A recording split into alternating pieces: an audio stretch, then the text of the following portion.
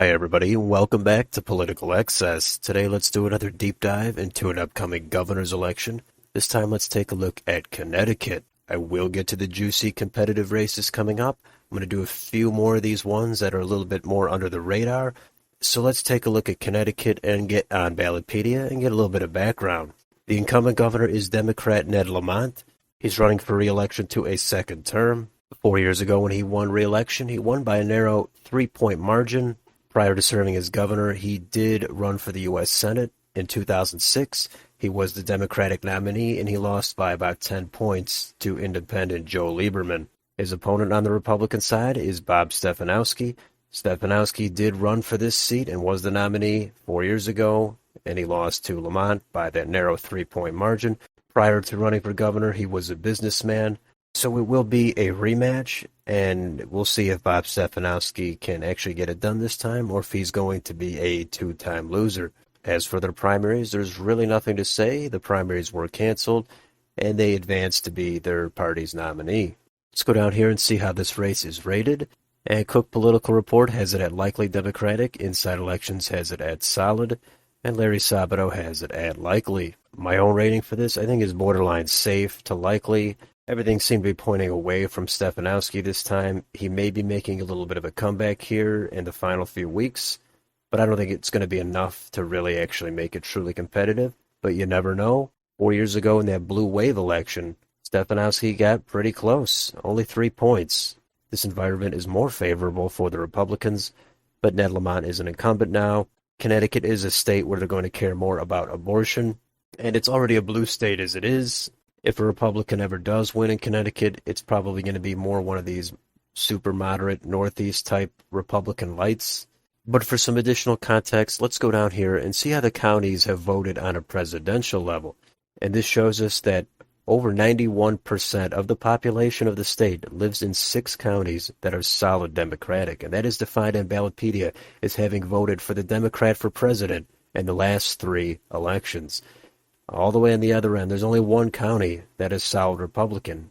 5.1% of the population lives there, and that voted for Mitt Romney in the Donald Trump old times. 1 other county is trending toward the Republicans. 3.2% of the population lives there. That voted for Barack Obama, and then Donald Trump, and then stuck with Trump just 2 years ago. So let's go down here and take a look at this county map. And if we hover over any of these counties, it'll show us the margins for the last 3 presidential elections. The most populous county is Fairfield, and that went for Joe Biden last time by over 25 points. There's not many counties in Connecticut, so you can look at the rest of these counties, and most of them did go for Biden in the high 50s to low 60s last time. But there are 2 Trump counties here. Litchfield County voted for Donald Trump by about 5%, and Windham County voted for Trump by a little over 4%. So it is a pretty blue state. It would take a lot of things to go right for a Republican to win any of these statewide offices or any of these congressional districts.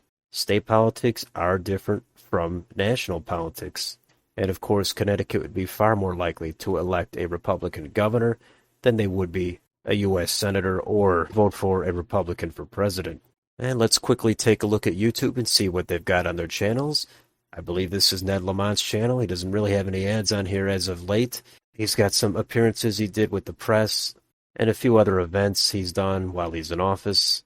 And here is Bob Stefanowski's channel. He has a few ads on here as well, and he has some other appearances related to his campaign.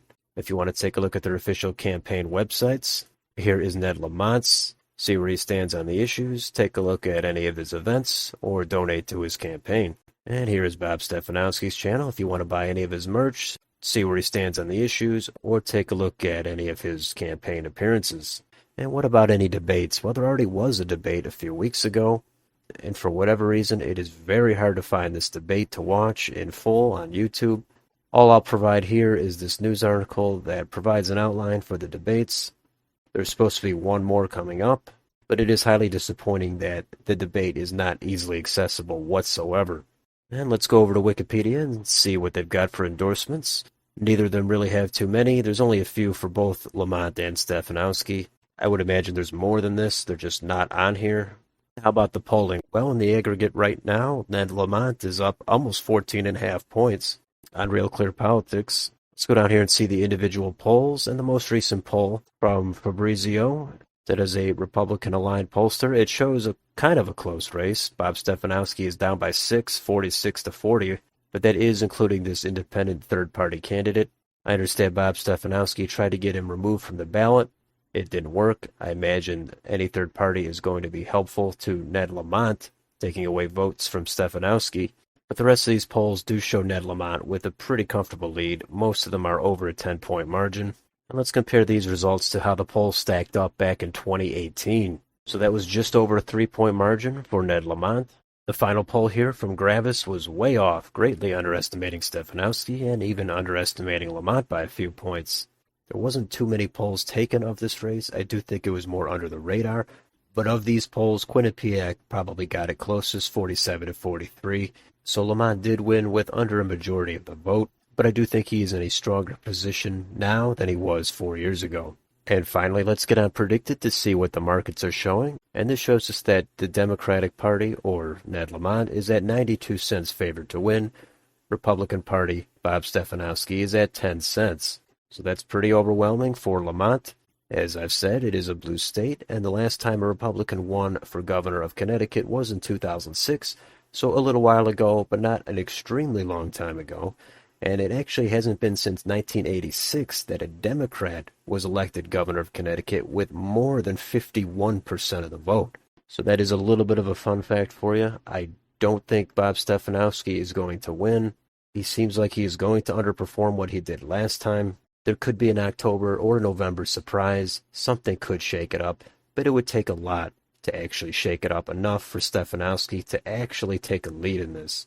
There's not a lot of polls, and whatever polls do come out, I think will show Ned Lamont with at least a 5-point lead. Some of them still might be over 10 points. So unless the polls are greatly off, Ned Lamont is going to win a second term as governor. So let me know what you think about this race down below. Are you following it? Does Bob Stefanowski have any chance at winning it? Let me know in the comments. And if you enjoyed this channel, please like, share, and subscribe. Thanks for watching, and I'll see you next time.